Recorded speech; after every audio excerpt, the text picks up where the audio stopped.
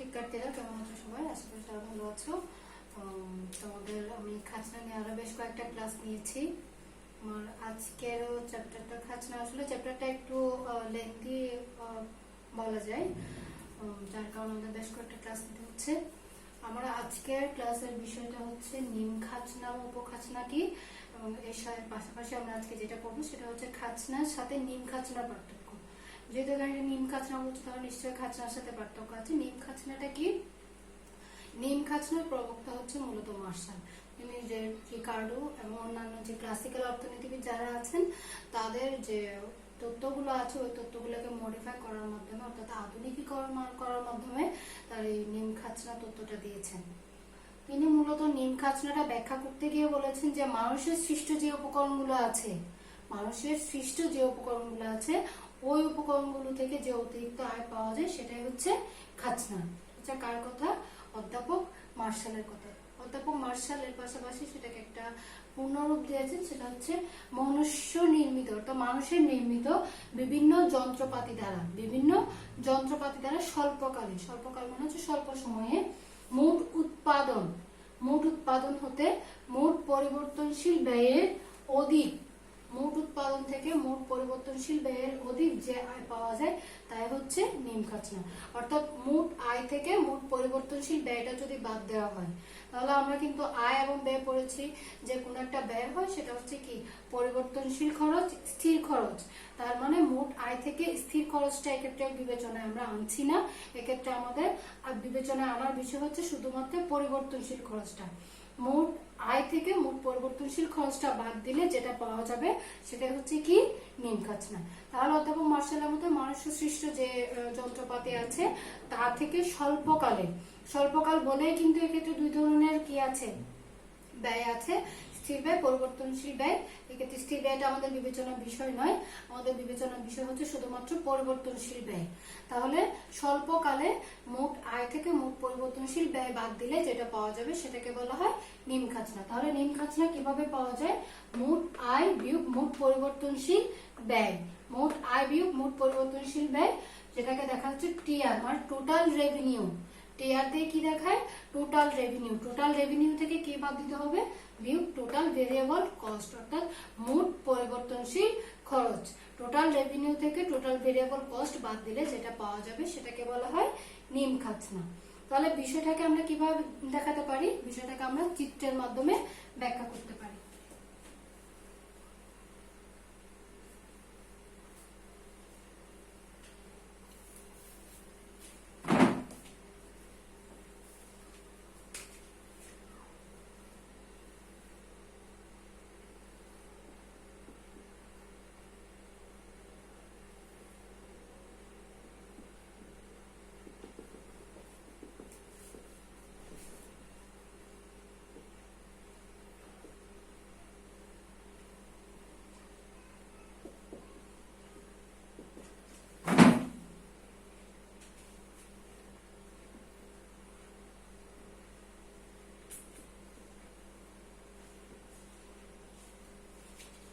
তাহলে আমরা এই ক্ষেত্রে কি দেখতে পাচ্ছি? চিত্রের মাধ্যমে আমরা নিম খাজনা বিষয়টাকে ব্যাখ্যা করতে পারি। সেটা ব্যাখ্যা করার জন্য আমাদের কিসের প্রয়োজন হচ্ছে? আমরা ভূমিয়কে দেখাচ্ছি বিক্রয়ের পরিমাণ, ভূমিয়কে আমরা কি দেখাচ্ছি? বিক্রয়ের পরিমাণ। আর লম্বকে দেখাচ্ছি আয় এবং ব্যয়, রেভিনিউ এবং কস্ট, আয় এবং ব্যয়। তাহলে আমরা জানি টোটাল রেভিনিউ রেখাটা কি হয়? বাম থেকে ডানে ঊর্ধ্বগামী হয়, কারণ বিক্রয়ের পরিমাণ যত বাড়ানো হবে মোট আয়ও তত কি হতে থাকবে? বাড়তে থাকবে। টোটাল রেভিনিউ তত বাড়তে থাকবে। বিক্রয়ের পরিমাণ যত বাড়বে টোটাল রেভিনিউ তত বাড়বে, যার কারণে টোটাল রেভিনিউ রেখাটা বাম থেকে ডানে ঊর্ধ্বগামী হয়। উৎপাদনের শুরুতে টোটাল রেভিনিউ কি থাকবে? শূন্য থাকবে। টোটাল ভেরিয়েবল কস্ট কি থাকবে? শূন্য থাকবে। অর্থাৎ মোট পরিবর্তনশীল খরচও শূন্য থাকবে, মোট আয়ও কি থাকবে? শূন্য থাকবে। যার কারণে এটা শুরু হয় কোত্থেকে? মূল বিন্দু থেকে। তাহলে বিক্রয়ের পরিমাণ বাড়ার সাথে সাথে টোটাল রেভিনিউ বাড়বে, টোটাল ভেরিয়েবল কস্ট বাড়বে, যার কারণে দুটা রেখায় বাম থেকে ডানে ঊর্ধ্বগামী। তাহলে টোটাল রেভিনিউ রেখাটা আমরা দেখছি বাম থেকে ডানে সোজা একটা সরল ঊর্ধ্বগামী রেখা। এরপর আসি টোটাল ভেরিয়েবল কস্ট। উৎপাদনের শুরুতে কিন্তু টোটাল ভেরিয়েবল কস্ট সবসময় কি থাকে? বেশি থাকে, কারণ উৎপাদনের শুরুতে যে পরিমাণ ব্যয় হয় ওই পরিমাণ আয় কিন্তু আমরা পাই না, যার কারণে উৎপাদনের শুরুতে টোটাল ভেরিয়েবল কস্ট বেশি থাকে। কাটছে টোটাল রেভিনিউর তুলনায় টোটাল ভেরিয়েবল কস্টটা বেশি থাকে, যার কারণে এখানে আয়ের পরিমাণ কম, ব্যয়ের পরিমাণটা বেশি। তাহলে আয় ব্যয়ের ক্ষেত্রে ক্ষেত্রে কি হচ্ছে, ব্যয়টা বেশি হয়ে যাচ্ছে, তাহলে এক্ষেত্রে কোনো ধরনের খাজনা আমরা পাচ্ছি না। কিন্তু একটা জায়গায় গিয়ে আমরা দেখছি আয় এবং ব্যয় কি হয়ে গেছে, সমান হয়ে গেছে, অর্থাৎ যেটুকু আয় হচ্ছে ঠিক ততটুকুই ব্যয় হচ্ছে, তার মানে আয় ব্যয়টা কি হয়ে যাচ্ছে, শূন্য হয়ে যাচ্ছে। কিন্তু এই বিন্দুর পর থেকে ধরলাম এটা হচ্ছে এ বিন্দু, এটা বি বিন্দু, এখন এ বিন্দুর পর থেকে আমরা কি দেখছি যে টোটাল ভেরিয়েবল কস্ট রেখাটা টোটাল রেভিনিউ রেখার নিচে চলে এসেছে, তার মানে আয়ের পরিমাণটা বেশি, ব্যয়ের পরিমাণটা কম। টোটাল ভেরিয়েবল কস্ট রেখাটা টোটাল রেভিনিউ কস্ট রেখার নিচে, মানে হচ্ছে ব্যয়ের পরিমাণটা কি কম, আয়ের পরিমাণটা বেশি। তাহলে আয় ব্যয়ের যে পার্থক্যটা আমরা পাচ্ছি, মোট আয়ের সাথে মোট ভেরিয়েবল কস্টের যে পার্থক্য, সেটা হচ্ছে কি নিম খাজনা। তাহলে এই ক্ষেত্রে আমরা দেখছি ছায়াযুক্ত একটা অংশ আমি এখানে দেখিয়ে দিয়েছি তোমাদেরকে, টোটাল রেভিনিউ রেখার নিচে টোটাল ভেরিয়েবল কস্ট রেখা, এই রেখার এই অংশটাই হচ্ছে নিম খাজনা। এর পরবর্তীতে আমরা আবার বি বিন্দুতে গিয়ে কি দেখছি, টোটাল রেভিনিউ এবং টোটাল ভেরিয়েবল কস্ট কি হয়ে যাচ্ছে, সমান হয়ে যাচ্ছে। তাহলে এক্ষেত্রে আবার আয় ব্যয় সমান হয়েছে। অতিরিক্ত যখন উৎপাদন করা হয় তখন দেখা যায় আয়ের চেয়ে ব্যয়ের পরিমাণটা আবার কি হয়ে যায়, বেড়ে যায়। তাহলে এক্ষেত্রে বি বিন্দুর পরে কিন্তু ব্যয়টা আবার বেড়ে যাচ্ছে। তাহলে দেখা যাবে হয়তো কোনো একটা অংশে এসে আবার ব্যয়টা কমে যাবে, আয়টা বেড়ে যাবে। তাহলে আমরা নিম খাজনাটা কিভাবে পাচ্ছি, যখন রেভিনিউটা টোটাল ভেরিয়েবল কস্টের বেশি থাকবে, তখন কিন্তু যে পার্থক্যটা হবে ওইটাই হবে কি নিম খাজনা। তাহলে এক্ষেত্রে এই অংশটা ছায়াযুক্ত যে অংশটা আমরা দেখছি, এটাকে বলা হয় নিম খাজনা। তাহলে নিম খাজনাটা আমরা পেয়েছি মানুষ সৃষ্ট যে উপকরণগুলো আছে ওই উপকরণ থেকে টোটাল রেভিনিউর সাথে টোটাল ভেরিয়েবল কস্টের যে পার্থক্য, সেটা হচ্ছে কি নিম খাজনা। এর পরবর্তীতে আমাদের দেখার বিষয় যেটা হচ্ছে, সেটা হচ্ছে খাজনার সাথে নিম খাজনার পার্থক্যটা কি, খাজনার সাথে নিম খাজনার যে পার্থক্যটা আছে এটা কি। তাহলে এখন আমরা দেখি খাজনার সাথে নিম খাজনার পার্থক্যটা কিভাবে হয়। খাজনার সাথে নিম খাজনার পার্থক্য, আমি এক্ষেত্রে তোমাদের একটা কথা বলে রাখি, যদি পরীক্ষায় কোনো ধরনের পার্থক্য আসে তখন তোমাদেরকে অবশ্যই শুরুতে যেটা করতে হবে সেটা হচ্ছে সংজ্ঞাটা অবশ্যই দিতে হবে, বাধ্যতামূলক। যে কোনো পার্থক্যের ক্ষেত্রে সংজ্ঞা দেওয়াটা বাধ্যতামূলক। এরপরে যদি সম্ভব হয় তোমরা একটা উদাহরণ দিয়ে বোঝানোর চেষ্টা করবে, অর্থাৎ সংজ্ঞা এবং উদাহরণ এই দুটো জিনিস পার্থক্যের মধ্যে খুবই গুরুত্বপূর্ণ। ঠিক আছে, এরপর যদি তোমাদের নাম্বারের উপর ভিত্তি করে তোমরা পার্থক্যটা লিখবে, সৃজনশীল প্রশ্নের উপর ভিত্তি করে তোমরা পার্থক্যটা লিখবে, তবে এই দুটো জিনিস কখনোই বাদ দিবে না, একটা হচ্ছে সংজ্ঞা আর একটা হচ্ছে উদাহরণ। উদাহরণ না থাকলেও কিন্তু প্রত্যেকটা পার্থক্যের ক্ষেত্রে সংজ্ঞাটা থাকে এবং সেটা অবশ্যই দিতে হয়। তাহলে আমাদের খাজনা এবং নিম খাজনার পার্থক্যটা কি, শুরুতে যেটা হচ্ছে সেটা হচ্ছে খাজনাটা কি। আমরা আগেও পড়েছি, খাজনাটা হচ্ছে সম্পূর্ণ অস্থিতিস্থাপক বৈশিষ্ট্যের কারণে, সম্পূর্ণ অস্থিতিস্থাপক বৈশিষ্ট্য মানে কি, যেটা যোগান চাইলে কি করা যায় না, বাড়ানো যায় না। ভূমি হতে যে অতিরিক্ত আয় পাওয়া যায় সেটাকে কি বলা হয়, খাজনা। আর নিম খাজনা একটু আগে আমরা পড়েছি মনুষ্য সৃষ্ট, তো মনুষ্য সৃষ্ট যে কোনো যন্ত্রপাতি থেকে যে অতিরিক্ত আয় হয়, যোগান দামের চেয়ে যে অতিরিক্ত আয় পাওয়া যায় সেটাকে বলা হয় নিম খাজনা। ঠিক আছে, খাজনা আমরা কিভাবে পাই, খাজনা কিভাবে পাই, টোটাল রেভিনিউ থেকে টোটাল কস্ট বাদ দিলে কি পাওয়া যাবে, খাজনা। তাহলে শুধুমাত্র খাজনা পাওয়া যায় টোটাল রেভিনিউ থেকে টোটাল কস্ট বাদ দিলে। আর নিম খাজনা কিভাবে পাওয়া যাবে, টোটাল রেভিনিউ থেকে টোটাল ভেরিয়েবল কস্ট বাদ দিতে হবে। তার মানে খাজনার মধ্যে টোটাল কস্ট মানে হচ্ছে সেখানে ফিক্সড কস্টও থাকবে, ভেরিয়েবল কস্টও থাকবে। কিন্তু যখন নিম খাজনা ব্যবহার করা হয় তখন কিন্তু ফিক্সড কস্টটা কি করা হয় না, বাদ দেওয়া হয় না, শুধুমাত্র ভেরিয়েবল কস্টটাকে কি করা হয় ক্ষেত্রে বাদ দেওয়া হয়। এরপর আসি পূর্ণাঙ্গ, এটা কোন ধরনের ধারণা, খাজনা কিন্তু একটা পূর্ণাঙ্গ ধারণা আর নিম খাজনা হচ্ছে একটা অপূর্ণাঙ্গ ধারণা। অর্থাৎ এক্ষেত্রে আমরা পূর্ণ ধারণাটা পাই না, শুধুমাত্র যে কোনো একটা নির্দিষ্ট যন্ত্রপাতির ক্ষেত্রে কি পরিমাণ পার্থক্য হচ্ছে আয় এবং পরিবর্তনশীল ব্যয়ের মধ্যে। এরপর আসি ভূমি এবং অন্যান্য প্রাকৃতিক যে কোনো উৎস থেকে কি পাওয়া যাবে, খাজনা পাওয়া যাবে। ভূমি এবং যে কোনো প্রাকৃতিক উৎস থেকে কিন্তু কি পাওয়া যাবে, খাজনা পাওয়া যাবে। আর নিম খাজনার ক্ষেত্রে যেটা হয় সেটা হচ্ছে শুধুমাত্র মনুষ্য সৃষ্ট যে যন্ত্রপাতিগুলো আছে ওগুলো থেকে কেবলমাত্র কি পাওয়া যাবে, খাজনা পাওয়া যাবে। তাহলে খাজনা পাওয়া যায় ভূমি বা অন্যান্য যে কোনো প্রাকৃতিক উপাদান, আর নিম খাজনা হচ্ছে শুধুমাত্র মনুষ্য সৃষ্ট যে উপাদানগুলো আছে ওগুলাই।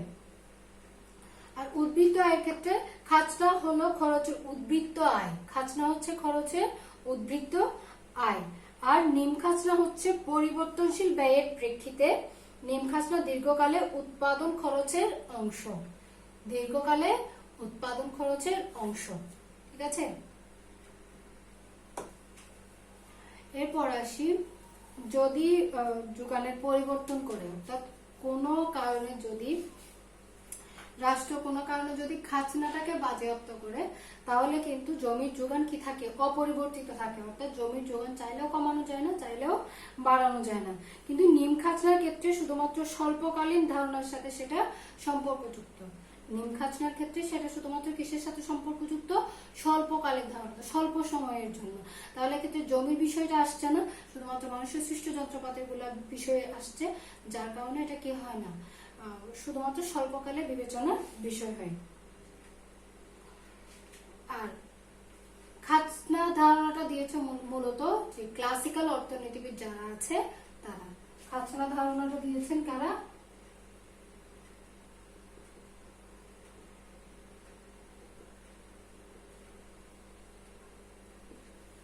ক্লাসিক্যাল অর্থনীতিবিদ, যেমন ধরো রিকার্ডো।